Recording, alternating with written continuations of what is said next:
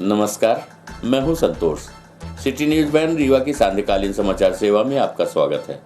प्रस्तुत हैं आज के मुख्य समाचार। नेशनल हाईवे में फिर हुआ हादसा, ट्रक में जा घुसी बस, 2 की दर्दनाक मौत।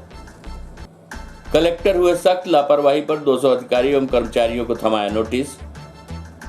रिश्तों में दरार, मेहंदी छूटने से पहले ही आखिर क्यों टूट जाते हैं 7 जन्मों के रिश्ते।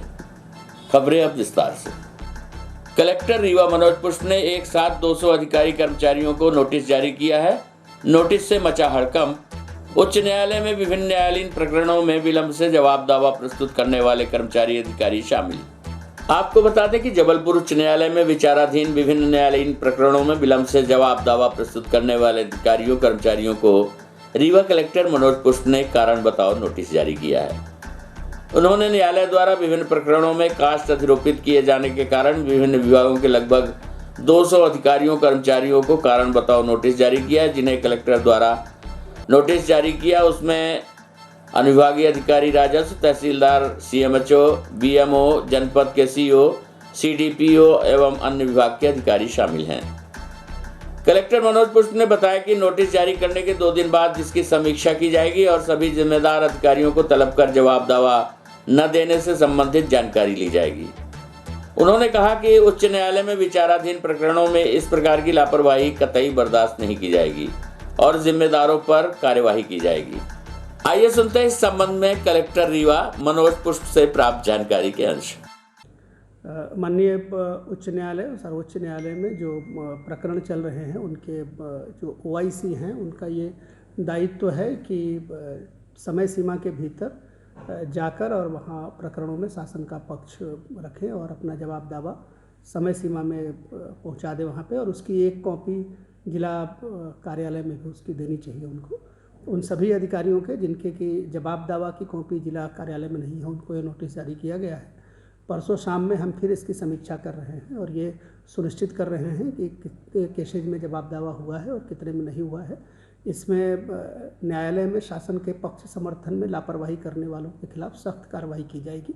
ये इसकी शुरुआत है और जिसमें भी अगर इसमें कार्रवाई नहीं की होगी और जिसके कारण शासन का पक्ष समर्थन कमज़ोर पड़ता है न्यायालय में, उनके विरुद्ध कार्रवाई के प्रस्ताव भी शासन को भेजे जाएंगे और जो हमारे और माननीय आयुक्त महोदय के लेवल के प्रकरण होंगे यहीं से उनके खिलाफ कार्रवाई कर दी जाएगी। इसमें सर कितने कर्मचारी हैं?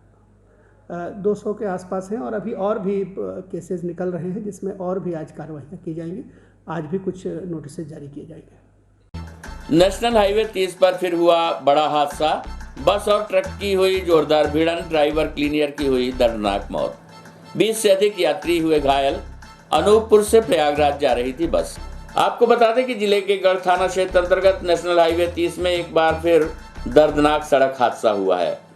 बस ट्रक की जोरदार भिड़ंत में बस के बोनट में बैठे क्लीनर और ड्राइवर मौके पर ही उनकी मौत हो गई, जबकि 20 से अधिक यात्री घायल हुए हैं। यह भीषण हादसा मंगलवार और बुधवार की दरमियानी रात लगभग 3 बजे हुआ है। हादसे की खबर पुलिस को मिली, जिसके बाद मौके पर पहुंची पुलिस की टीम ने तत्काल रेस्क्यू कर हादसे में घायल यात्रियों को इलाज के लिए अस्पताल भिजवाया।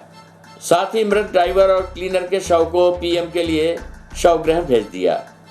आपको बता दें कि बस अनूपपुर से प्रयागराज जा रही थी, तभी गढ़ थाना क्षेत्र स्थित टिकुरी गांव पहुंचते ही हादसे का शिकार हो गई। हादसे का कारण अभी भी अज्ञात है, पुलिस इसका पता लगा रही है। दरअसल रीवा के गढ़ थाना क्षेत्र स्थित टिकुरी गांव में आज उस वक्त अफरा तफरी का माहौल निर्मित हो गया जब अनूपपुर से प्रयागराज की ओर जा रही बस दुर्घटना का शिकार हो गई, जिसमें बस चालक के साथ ही आगे बोनट पर बैठे क्लीनर की मौके पर ही मौत हो गई। जिसके बाद घटना की जानकारी लगते ही मौके पर पहुंची प्रशासनिक टीम ने तत्काल रेस्क्यू ऑपरेशन कराया और मृतकों को बस से बाहर निकाला। इसके साथ ही बस में सवार 20 से अधिक यात्री घायल हुए हैं, जिन्हें उपचार के लिए संजय गांधी अस्पताल में भर्ती कराया गया है।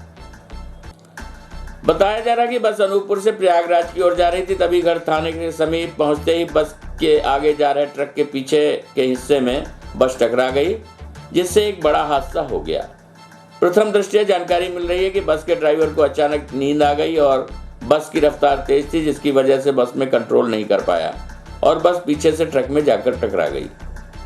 जानकारी के मुताबिक यात्री बस जिस ट्रक से टकराई वह ट्रक गिट्टी से ओवरलोड था, जिसके बाद प्रशासनिक टीम के द्वारा मामले की जांच की जा रही है। आपको बता दें कि ये हादसा जिस नेशनल हाईवे 30 पर हुआ था, उसी नेशनल हाईवे 30 पर घटनास्थल से 10 किलोमीटर की दूरी पर 1 माह पूर्व भी ऐसी ही घटना हुई थी, जिसमें 15 यात्रियों ने अपनी जान गंवाई थी। प्रस्तुत है घटना के संबंध में एडिशनल एसपी अनिल सोनकर से प्राप्त जानकारी के अंश। बस जो है प्रयागराज जा रही थी, पक्षीराज ट्रेवल्स की बस थी जो शहडोल से प्रयागराज के लिए निकली थी। सुबह 3:30 पर ग्राम टिकुरी थाना गढ़ के पास में एक ट्रक से उसका भिड़ंत हो गया, जिससे चालक की मौके पर ही मृत्यु हो गई और बस पे जो सवार थे लगभग 25 लोगों की घायल हो गए हैं, जिसे स्थानीय उपचार हेतु स्थानीय प्राथमिक स्वास्थ्य केंद्र में उनको भर्ती कराया गया है। शेष 6 लोगों को SGMH रीवा भेजा गया था, जिसमें 2 लोगों की स्थिति थोड़ी गंभीर है। शेष जो है साधारण चोटें हैं, उनको भर्ती करके इलाज किया जा रहा है। मौके पर सूचना मिलते ही मौके पर DM सर और SP सर पहुंच गए थे और सभी स्वास्थ्य केंद्रों को अलर्ट कर दिया गया था। मैं स्वयं जो है SGMM में अपनी पुलिस टीम के साथ में उपस्थित था। घायलों के लिए जो अस्पताल प्रबंधन है उनसे चर्चा करके स्पेशल डॉक्टरों की टीम और उनके सहायतार्थ जो उपचार हेतु कंपनी थी वो सबको अलर्ट कर दिया गया था। तत्काल जो है उनका इलाज शुरू हो गया, जिससे वो लोग सुरक्षित है और उनका उपचार चल रहा है। सिरमौर चौराहे के 102 व्यापारियों का व्यापार संकट में रोजी रोटी बचाने स्थानीय विधायक से की फरियाद। सैकड़ों व्यापारियों ने पूर्व मंत्री एवं स्थानीय विधायक से अपने रोजगार को लेकर की चर्चा। समदड़िया का नाम आते ही व्यापारियों ने कहा, समदड़िया मतलब 1.5 करोड़, हम गरीब व्यापारी हैं। आपको बता दें कि शहर के सिरमौर चौराहे में फ्लाईओवर निर्माण की शुरुआत में ही व्यापारियों के रोजगार पर संकट के बादल मंडराने लगे हैं। अपनी रोजी रोटी पर आ रहे संकट को देखते हुए तकरीबन 102 व्यापारी जनप्रतिनिधियों के चक्कर मार रहे हैं। बीते दिनों नगर निगम महापौर अजय मिश्रा बाबा से मुलाकात करने के बाद आज व्यापारियों ने स्थानीय विधायक एवं पूर्व मंत्री राजेंद्र शुक्ल से मुलाकात की, लेकिन व्यापारियों को आज भी संतोषजनक जवाब न मिलने के कारण उनकी चिंता बढ़ती जा रही है। फ्लाईओवर निर्माण और सड़क चौड़ीकरण के चलते करीबन 102 दुकानों को हटाए जाने की योजना बनाई गई है, जिसके कारण व्यापारी अब अपने रोजगार को लेकर चिंतित हैं। प्रभावित हो रहे व्यापारियों की मंशा है कि उन्हें सड़क चौड़ीकरण करने के बाद फ्रंट में ही दुकान आवंटित की जाए, जबकि व्यापारियों के लिए सिविल लाइन के अंदर योजना बनाई जा रही है, जो व्यापारियों को कतई मंजूर नहीं है।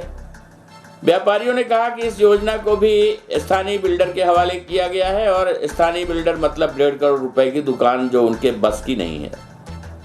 पूर्व मंत्री एवं स्थानीय विधायक राजेंद्र शुक्ल से मुलाकात करने के बाद अब व्यापारियों ने कलेक्ट्रेट की ओर रुख किया है। व्यापारियों का कहना है कि यदि उनके साथ न्याय नहीं हुआ तो ये बीच सड़क पर फांसी लगाकर आत्महत्या कर लेंगे, लेकिन अपनी मांग और अधिकार से समझौता नहीं करेंगे।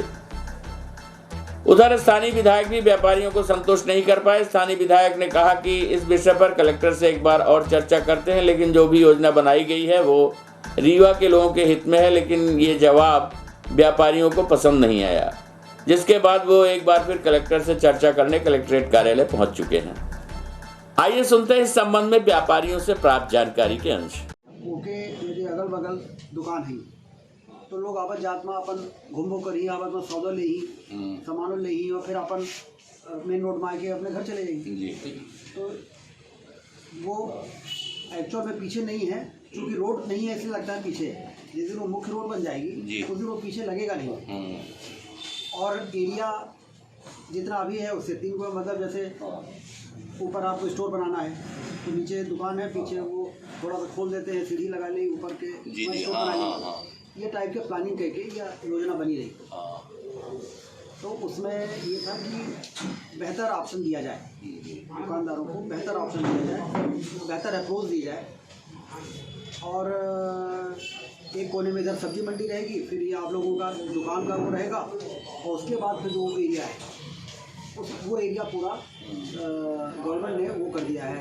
जैसे ये बना है अपना समदड़िया गोल्ड, इसी ज़मीन की कीमत से अपन करीब 70 करोड़ का काम कराएंगे शहर में जी। जिसमें वो पार्क भी है, उसमें जिला अस्पताल में ओपीडी बना रहे हैं, एक पीडब्ल्यूडी कॉम्प्लेक्स बना, पीडब्ल्यूडी के ऐसी जो करैया से करैया रोड बने ना, उसके बगल में 2.5 एकड़ में पूरा उनका ऑफिस बन रहा है। तो उन्हें एक ही जगह सारा पीडब्ल्यूडी का ऑफिस रहे, सारे ठेकेदार मिल जाएँ, यहाँ से चौराहे में सब भीड़ लगाए। अपने व्यवसाय के लिए, दुकान के लिए जी क्या आश्वासन मिला है?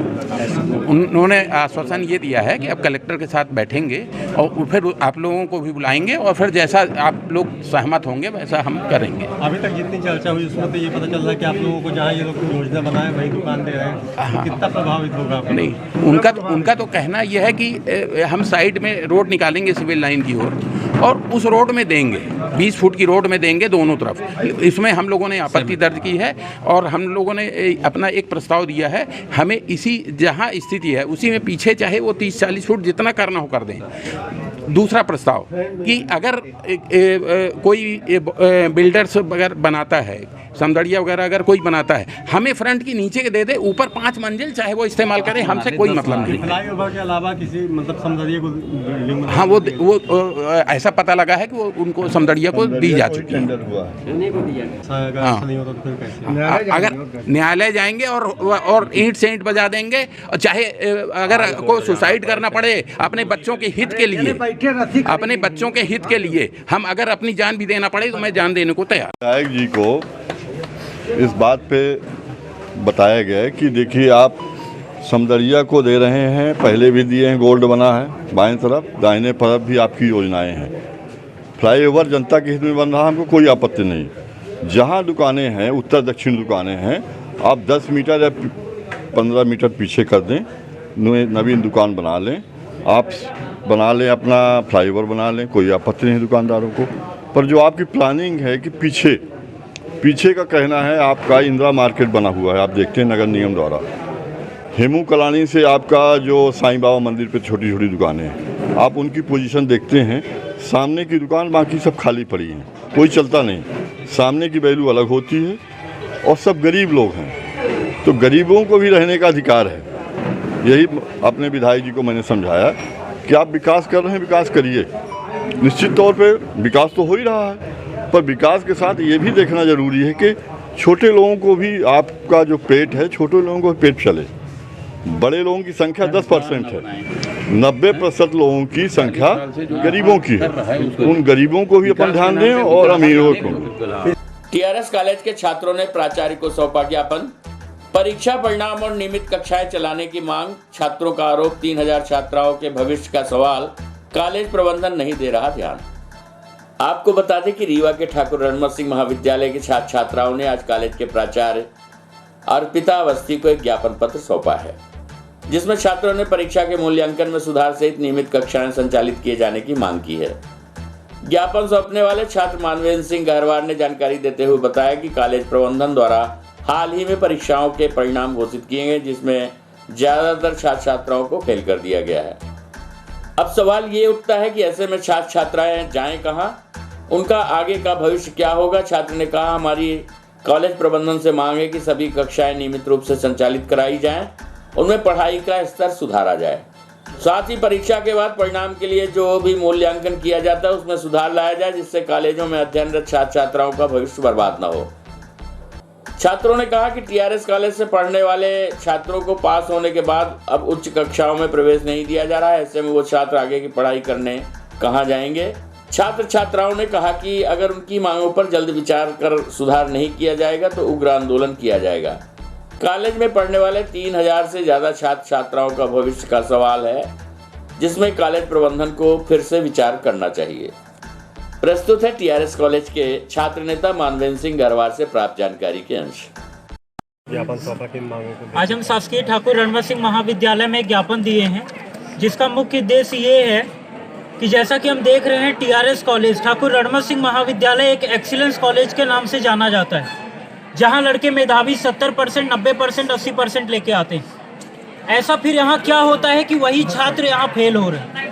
जो छात्र 90% लेके आ रहा है वो 60 पा सकता है, 50 पा सकता है, 33 पा सकता है, 33 के नीचे वो कैसे पा रहा है। जो लड़का यहाँ से बीएससी ऑनर्स करके निकल रहा है उसे एमएससी में एडमिशन नहीं मिल रहा है, ये कहाँ का न्याय। क्या लगता है आपको मूल्यांकन में कुछ त्रुटि हो रही है? मेरा ये कहना है कि 10 लड़के नहीं पढ़ सकते, 15 नहीं पढ़ सकते, क्या 3000 में से जिस संख्या में, जिस प्रतिशत में छात्र एवं छात्राएं फेल हो रही, क्या वो उचित है? क्या मांगी है आपने उनसे, क्या चाहे? हमारी मांगे थी कि कक्षाएं नियमित हो। दूसरी चीज, जो नंबर का क्राइटेरिया है वो इस हिसाब से हो कि यहाँ से निकले हुए छात्र को कल के दिन कहीं भी एडमिशन लेने में दिक्कत ना हो। मूल्यांकन का जो तरीका है वो थोड़ा इस प्रकार हो कि छात्रों का भविष्य बर्बाद न हो। क्या मानते हैं आपके बच्चे पढ़ाई करते फिर भी मूल्यांकन में उनके नंबर घटाए जा रहे हैं? ये मैं आपको पहले ही बता चुका कि जिस प्रकार हम देख रहे हैं, 10 छात्र नहीं पढ़ते, 15 नहीं पढ़ते, जिस प्रतिशत में यहाँ लड़के फेल हो रहे हैं, क्या हम ये कह सकते हैं कि सभी नहीं पढ़ते? जो लड़के 1 नंबर 2 नंबर से चूक रहे हैं, क्या उनका दोबारा रीचेक हुआ, रीनंबरिंग हुई उनकी? कौन जिम्मेदारी लेगा इसकी? क्या नाम है आपका? मैं मानवेंद्र सिंह गहरवार, NSUI नेता, साथ में हिंदू छत्री वाहिनी का संभागीय अध्यक्ष, रीवा मध्य प्रदेश। रिश्तों में दरार मेहंदी छूटने से पहले ही आखिर क्यों टूट जाते हैं 7 जन्मों के रिश्ते? पुलिस और परामर्श केंद्र में वैवाहिक मामलों में 100 में से 60 नए दंपति से संबंधित बेरोजगारी, मोबाइल, अवैध संबंध, दहेज बना इनके टूटने का मुख्य कारण। हम आपको बता दें कि हमारे समाज में वैवाहिक जीवन जन्म जन्म का बंधन माना जाता है, लेकिन आज वैवाहिक संबंधों के टूटने के जो आंकड़े रीवा जिले में देखने को मिले हैं वो पुलिस एवं प्रशासन के लिए चिंता का विषय है। परिवार परामर्श केंद्र में बताया जा रहा है कि आए दिन दर्जनों मामले सुलझाने के लिए थानों से भेजे जा रहे हैं, जिसमें अधिकांश मामले 9 दंपति से संबंधित हैं, जिनका अभी हाल ही में विवाह हुआ और संबंध टूटने की नौबत आ गई। परिवार परामर्श केंद्र प्रभारी राखी खरे ने बताया कि अभी तक इस तरह के आंकड़े पहले कभी नहीं आए, जिसमें अधिकांश ऐसे जोड़े आ रहे हैं जिनका हाल ही में विवाह हुआ है। बताया जा रहा है कि समझौते के लिए आने वाले मामलों में यदि 100 मामले हैं तो उसमें से 60 से 70 नए जोड़ों से संबंधित है, जिसमें विवाह टूटने का कारण बेरोजगारी, नशाखोरी, दहेज से संबंधित बताए जा रहे हैं। कुछ ऐसे भी मामले देखे गए हैं जो अनैतिक संबंधों और मोबाइल के कारण टूट रहे हैं। ज्यादातर मामले पति के बेरोजगार होने की वजह से कलह की स्थिति निवृत्त होने के बाद प्रताड़ना के मामलों से जुड़े हुए हैं। आइए सुनते हैं परिवार परामर्श केंद्र प्रभारी राखी खरे से बातचीत के अंश। हमारी 25 मई को शादी हुई थी, इसी बात से हुई थी। 2022 में। आज टूटने की कगार में क्या कारण है? वो बोलता है मोटरसाइकिल चाहिए मुझे, भाई का अंगूठी चाहिए, तब तुझे रखेंगे, और अपनी भाभी से फंसा हुआ है। कैसे पता चला कि अपनी भाभी से संबंध? मैं 1-2 बार देखी हूँ। मतलब आपने खुद देखा? खुद देखा। इससे विरोध किया आपने अपने पति से? मतलब उससे विरोध किया कि क्यों ऐसा है तुम्हारा? हाँ, जब बोलते हैं तो मारता भी है। मारपीट करते? हाँ। अब क्या चाहती है? हम उसके नहीं रहेंगे, और इस बार आओगी ना तो तुमको मार डालेंगे। ठीक, किसी कदर से ले आएंगे तो मार डालेंगे। आपको भी बता रहे कि बंधक बनाया गया था आपका, हाँ। कैसे क्या चाह रहे थे? वो लोग कहेंगे मुझे मोटरसाइकिल दो, तो हमने कहा कि मैं गरीब हूँ, मैं नहीं दे पाऊँगा, मेरी 5 बच्ची हैं। उन्होंने बोला कि नहीं बच दोगे तो फिर चढ़वाई को बोला कि उससे बात करो, तो चढ़वाई को बोला कि 50,000 तिलक लेंगे और 20,000 परीक्षा। तो मैंने बोला कि मोटरसाइकिल नहीं दे पाऊँगा तो ना मैं दे दूँगा। तो इतने साहब मैंने देने का सब कुछ दिया और मोटरसाइकिल छोड़ के और मंजूर कर लिया।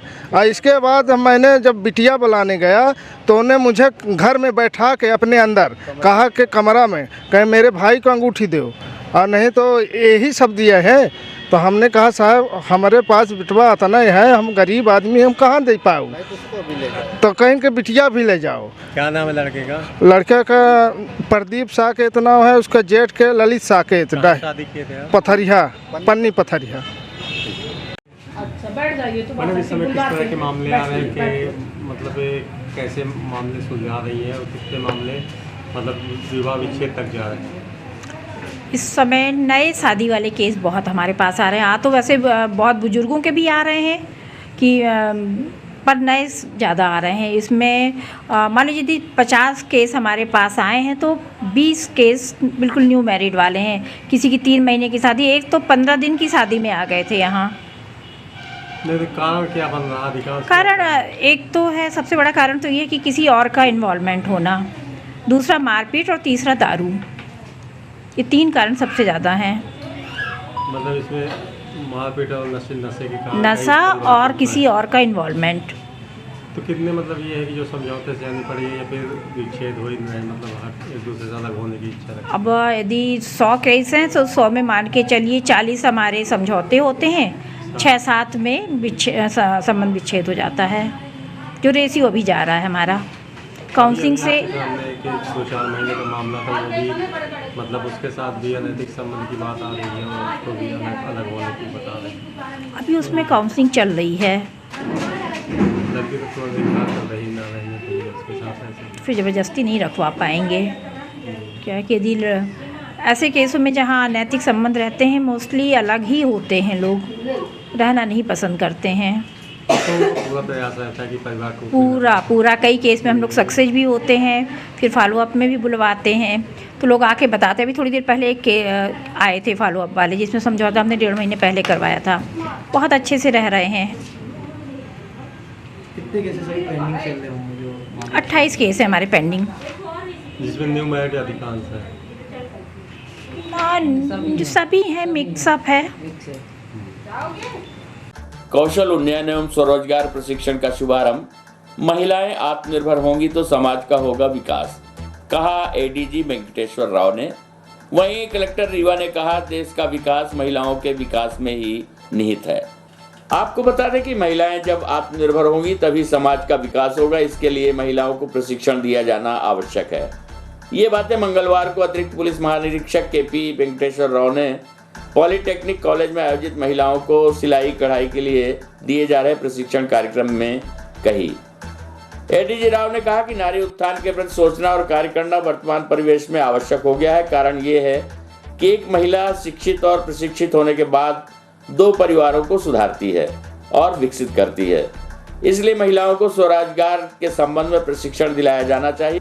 आपको बता दें कि महिलाओं और युवतियों को आत्मनिर्भर बनाने का कार्य एडीजी केपी वेंकटेश्वर राव की पहल पर कौशल उन्नयन और स्वरोजगार योजना के तहत किया गया। इस अवसर पर पुलिस महानिरीक्षक रीवा जोन मिथिलेश शुक्ला, कलेक्टर मनोज पुष्प और पुलिस अधीक्षक नवनीत भसीन मौजूद रहे। वहीं कलेक्टर मनोज पुष्प ने कहा कि देश का विकास महिलाओं के विकास में निहित है, इसलिए महिलाओं को स्वरोजगार परक प्रशिक्षण दिया जाना चाहिए। प्रस्तुत है कार्यक्रम की एक झलक। डेवलपमेंट भी किया है और कुछ बच्चियों ने पढ़ाई के क्षेत्र में भी अच्छा अचीवमेंट किया है और कुछ लोगों ने स्वरोजगार में भी अच्छा काम किया है। जब भी हम लोग इस बस्ती के पास से गुजरते हैं तो ये जरूर इच्छा होती है कि हम लोग यहाँ किस तरह के तरीके अपनाएं जिससे कि यहाँ के लोगों के लाइफ के साइकिल में परिवर्तन हो, किस तरीके से हम बेहतर आपके जीवन शैली में विकास हो, आपकी आर्थिक स्थिति ही नहीं बल्कि आपके परिवेश में, आपके सामाजिक परिस्थितियों में हम परिवर्तन कर पाए। आदरणीय एडीजी साहब ने कल बताया तो मुझे बड़ी खुशी हुई कि इस तरह का हम लोग एक एफर्ट ले रहे हैं जिसमें स्वरोजगार के माध्यम से हम परिवार के आर्थिक विकास की परिकल्पना कर रहे हैं। हमने इसलिए एनयूएलएम के जो नगर निगम के इंचार्ज हैं उनको भी यहाँ बुला रखा है कि आज जो शुरुआत हुई है ब्रिक सीमेंट के माध्यम से हम लोग समझ में आता नहीं, हम आर्थिक व्यवस्था को एक टॉप लेवल तक ले जाना चाहते हैं पर्टिकुलर निगम। तो इसमें सभी समाज के सभी वर्ग लोग, सभी धर्म लोग, पिछड़े हो, आगे हो, पीछे हो, सबको जोड़ना है। एक हमारे लीडरशिप का काम है जो शासन प्रशासन दे रही है। तो इसमें आप लोग आगे आ रहे हैं, आप इसमें निश्चित ही सफल होंगे ऐसा मुझे आशा है। जैसा हमेशा मैं बोलता हूँ, बच्चों को बोलता हूँ, ये जो अपना पोटेंशियल है, जो संभावना लेके आदमी है वो असीम रहती है, उसको समझना बहुत इम्पोर्टेंट है। जैसे एक बीज एक वृक्ष बनता है, वृक्ष महावृक्ष बनता है और महावृक्ष महावन बन जाता है। तो एक बीज में, इतनी छोटी सी बीज में इतना ताकत रहता है। तो आपके अंदर जो ताकत है मुझे लगता है बहुत लोग मालूम है। तो पूरी ताकत के साथ, पूरी अपने टैलेंट है, अपने रचनात्मक जो क्रिएटिविटी है,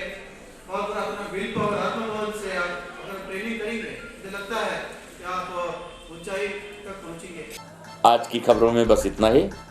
कल हम फिर हाजिर होंगे कुछ नई खबरों के साथ। तब तक के लिए हमें इजाजत दीजिए। नमस्कार।